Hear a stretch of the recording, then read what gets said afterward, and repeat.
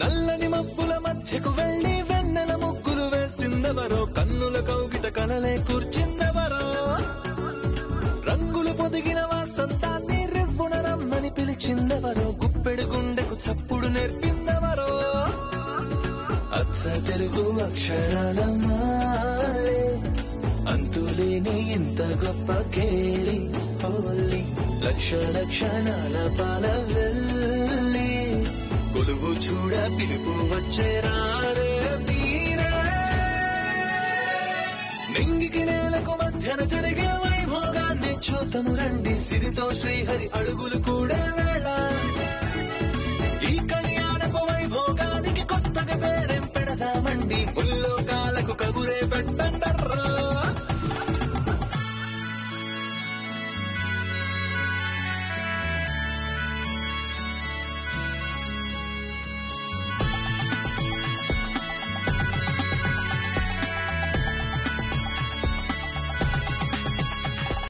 మీకు 100 సంవత్సరాలు పూర్తిగా నిండిన తర్వాతే తల కొరివి పెట్టాలనుకుంటున్నవాణ్ణి.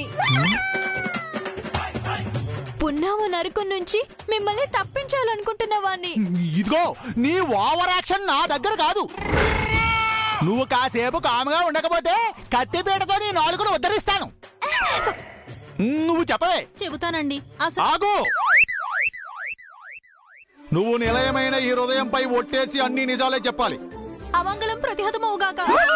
అదేమిటి అంత మాట అన్నావు? అంటే అన్ని అబద్ధాలు చెప్తావా? లేదండి, మొత్తం నిజమే చెప్పు. లాగు చేయకుండా త్వరగా చెప్పు. అసలే ఆడియన్స్ అసహనంగా ఉన్నారు. నన్ను లాగ్ చేయొద్దని మీరు లాగుతారేమిటి? చెప్పు. అది ఒక శాపం ఉందండి. ఏమిటా శాపం? మీకు ప్రాణగండం ఉందని ఒకరు చెప్పారు. కాదు కాదు, ఇద్దరు చెప్పారు. ఎవరు వారు? చంద్రి. అమ్మా,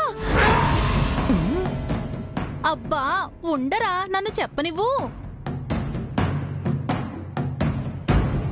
చంద్రశేఖర పంతులు గారు, ప్రసాదోదేవి మాతగారండి.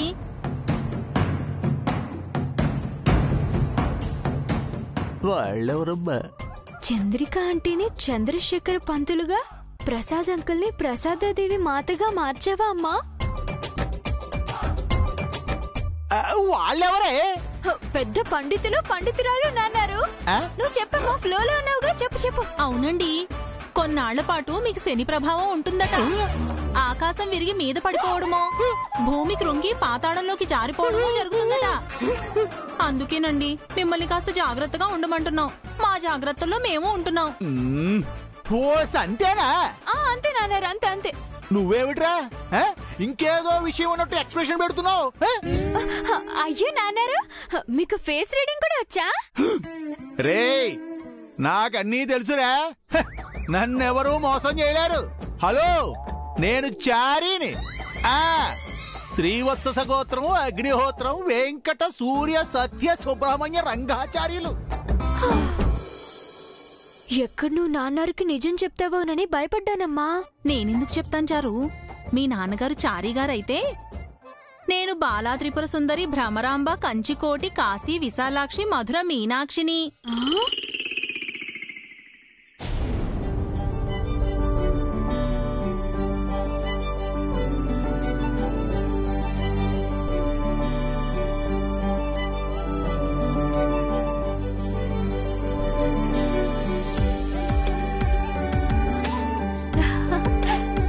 చాలా బాగుంది దివ్య. అన్నయ్య, నీ డ్రెస్ చూపించు.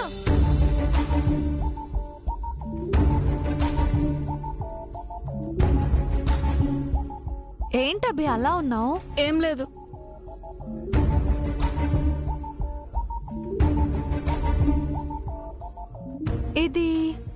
ఇది అన్నీ డ్రెస్ అమ్మా.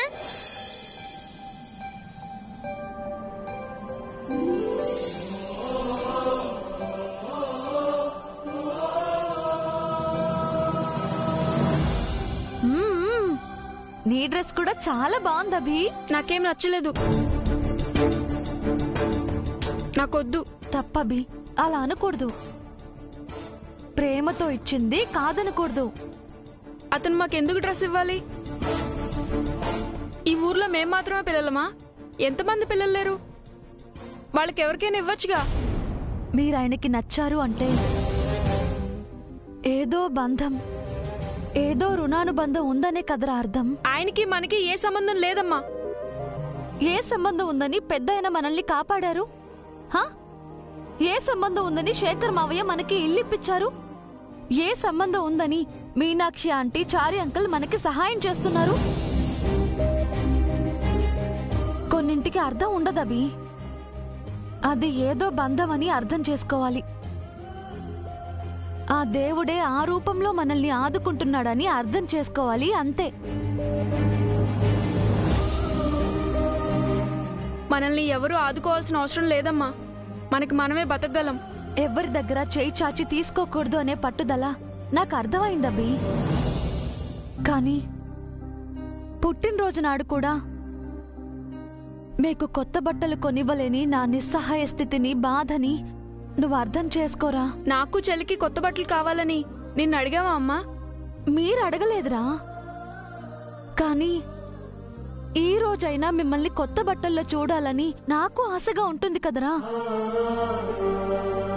మిగతా పిల్లల్లాగా పుట్టినరోజు నాడు మీరు సంతోషంగా ఉండాలని నేను కోరుకుంటాను కదా.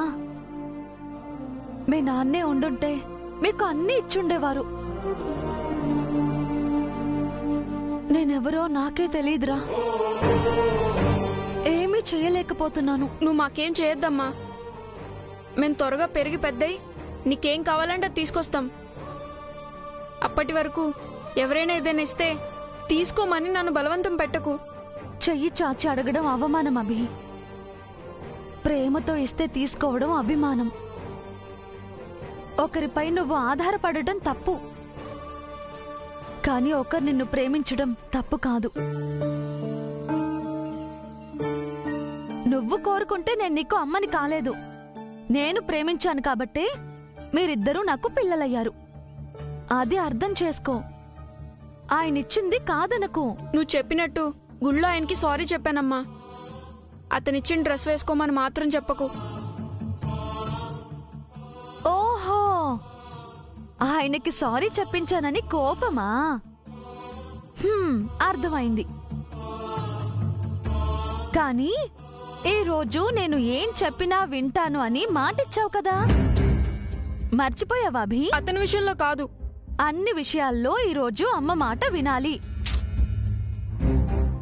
ఆయనిచ్చిన డ్రెస్లు సాయంత్రం నువ్వు దివ్య ఇద్దరూ వేసుకోవాలి.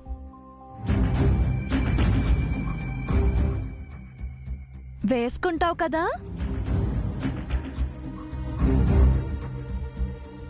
నీ మాట వినమని చెప్పావు కదా, వేసుకుంటాను.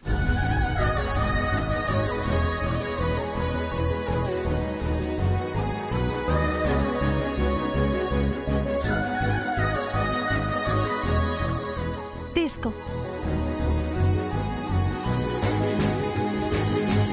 అమ్మా, ఆయన నాకు అన్నయ్యకే కాదు నీకు కూడా చీర పంపించారు. నాకు చీరిచ్చారా? అవునమ్మా, ఇదిగో చూడు.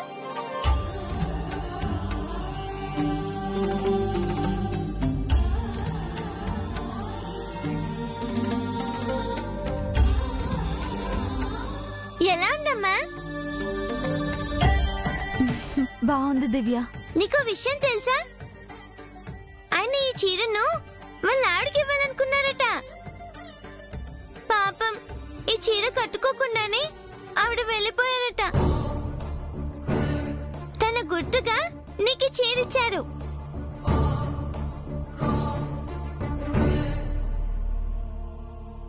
అమ్మా, నేను కూడా సాయంత్రం కొత్త డ్రెస్ వేసుకోనా?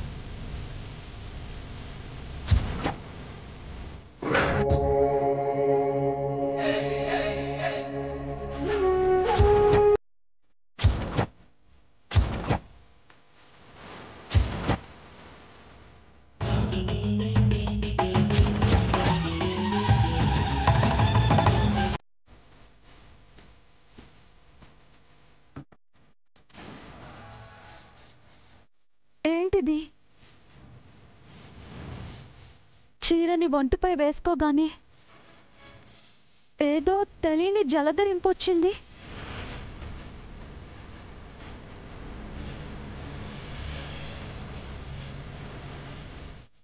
ఇది ఆయన భార్యకి కొన్న చీర అని చెప్పారు. అంటే మంగా మేడం గారి జ్ఞాపకం ఇది.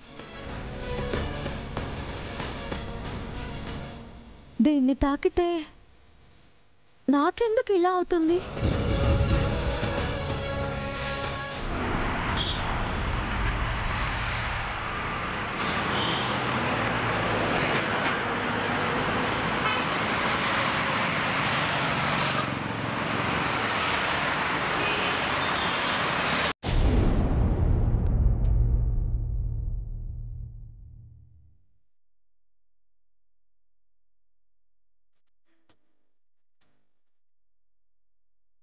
సారీ.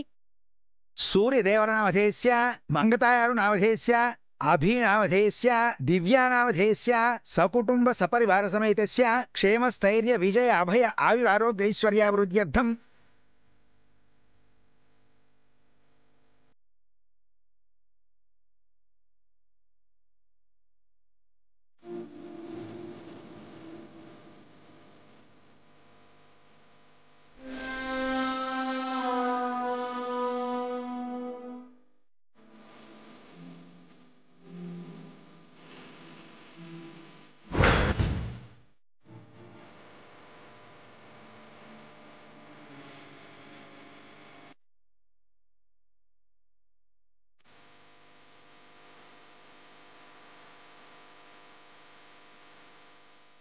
చూసారా బామ్మగారు, జై ఎంత సంతోషంగా ఉన్నాడో. జైనిలా చూసి ఎన్ని రోజులైంది.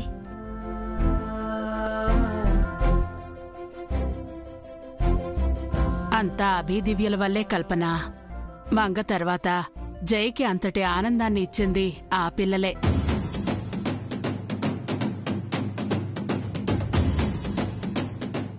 అంటే జైకి నేను హ్యాపీనెస్ ఇవ్వనా? నా గురించి చెప్పరే.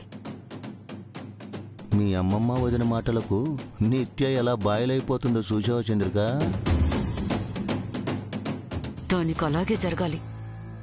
చారీ వాళ్ళింటికి వద్దమ్మని ఎంత చెప్పినా వినకుండా వచ్చింది. ఎక్కడ మంగ చూస్తుందో అని టెన్షన్ పడి చచ్చాం.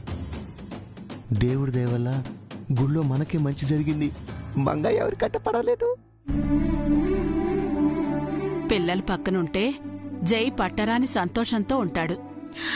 అవును బామ్మగారు, అభిదివ్యలు జై పిల్లలే అనుకొని పంతులు గారు మంత్రాలు చదివినప్పుడు జై చాలా సంతోషపడ్డాడు. తన పిల్లలు కూడా జైకి దగ్గరయ్యే రోజు ఎంతో దూరంలో లేదు కల్పన. మంగ బతికే ఉందని తెలిసిందిగా, త్వరలోనే అందరూ కలుస్తారు.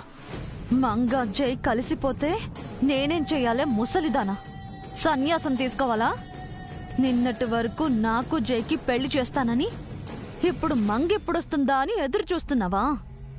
వచ్చేది మంగ కాదే, దాని శవం. మీ అమ్మమ్మ మాటలు నిత్యకు బాణాల్లో కుచ్చుకుంటున్నాయి చంద్రిక. నిత్య బాధపడటం చూస్తుంటే కిక్కే వేరు. ఏమైనా విలన్స్ హట్ అయితే ఆడియన్స్ కి ఎంజాయ్ కదా. మరి తిక్క కుదిరింది అనుకుంటారా?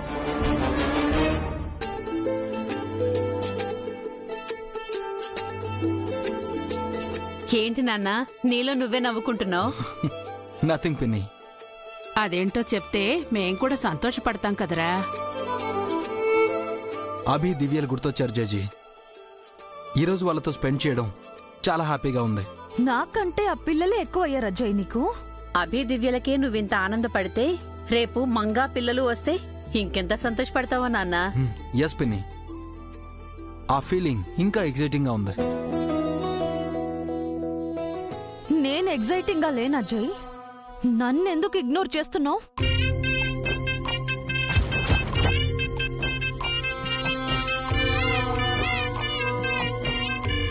బట్ అభి దివ్యలను చూసినా అలాంటి ఎగ్జైట్మెంటే వస్తుంది జేజీ. ఏదో తెలియని ఫీలింగ్ నన్ను హంట్ చేస్తోంది. గుళ్ళో పంతులు గారు అభి దివ్యలు నా పిల్లలనుకుని మంత్రాలు చదువుతున్నప్పుడు ఏదో తెలియని వైబ్రేషన్ వచ్చింది.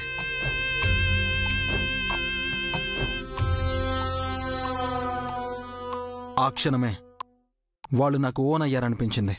అలా నన్నెప్పుడు ఓన్ చేసుకుంటావు జై? మేము అదే అనుకున్నాం జై. పంతులు గారి మాటలు మంత్రాలు నిన్ను ఎంతో సంతోషపెట్టాయి కదా. పంతులు గారు అన్నారని కాదు గాని అభి నీలా దివ్య మంగళ ఉంటారు జై.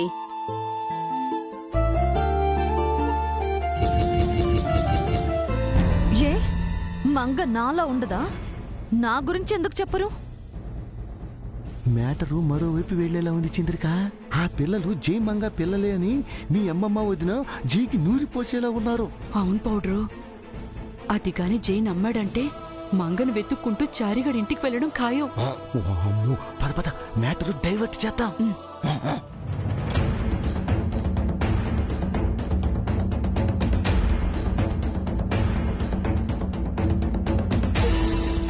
ఎవరి పిల్లలో మంగళ నీలా ఉండడం ఏంటి జై? వాళ్ళ గురించి ఎక్కువగా ఆలోచించకు. అవునలుడా, మంగ బతికే ఉందన్న ఆనందంలో ఎవరో అనాథ పిల్లలకి కొత్త బట్టలు ఇచ్చామని సరిపెట్టుకో. అంతకు మించి లోతుగా వెళ్ళకో. ఎస్ జై, ఆ పిల్లలతో అంత అటాచ్మెంట్ మంచిది కాదు. ఇప్పుడు వాళ్ళతో స్పెండ్ చేసిన టైం చాలు జై. లేదు నిత్య, సరిపోదు. వాళ్ళతో ఇంకా ఇంకా గడపాలనుంది. ఓ పని చేస్తే, ఈరోజు వాళ్ళ బర్త్డే కదా, మనమే ఫంక్షన్ చేస్తే.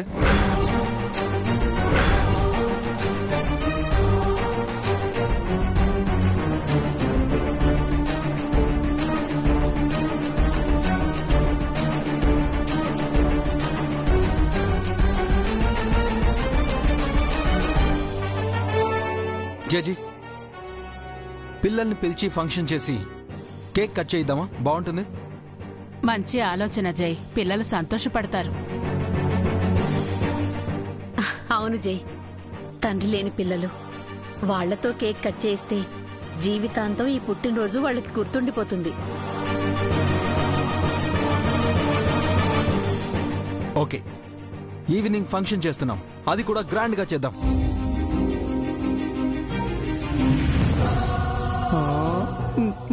ఫంక్షన్ అంటే మంగ కూడా వస్తుంది కదా చంద్రిక. మన ఇద్దరికి హార్ట్ అటాక్ కూడా వస్తుంది. ఫంక్షన్ ఏవి వద్దు జై.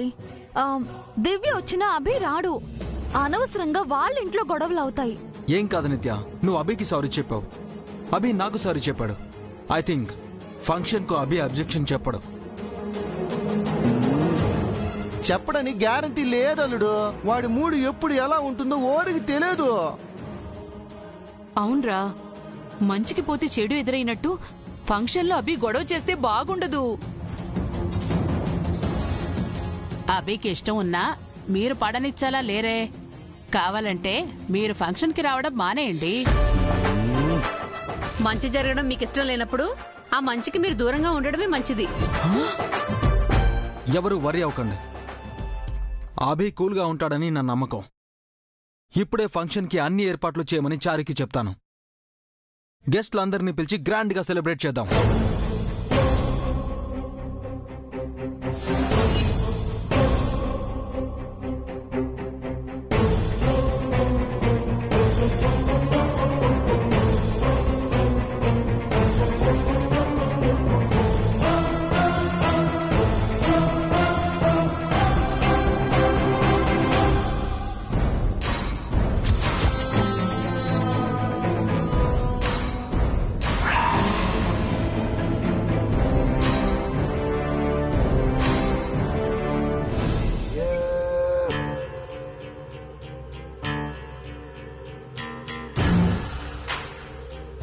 ఓ పని చేస్తే, ఈరోజు వాళ్ళ బర్త్డే కదా, మనమే ఫంక్షన్ చేస్తే.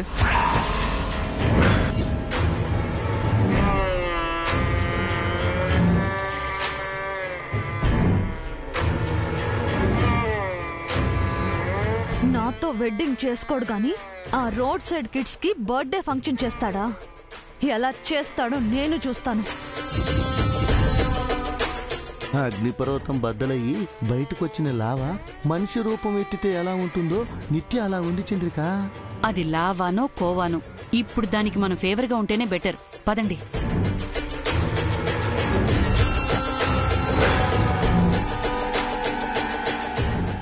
చూసావా నిత్య, మేము నీకు సపోర్ట్ చేస్తుంటే మా అమ్మమ్మ వదిన మమ్మల్ని ఎన్నేసి మాటలన్నారు.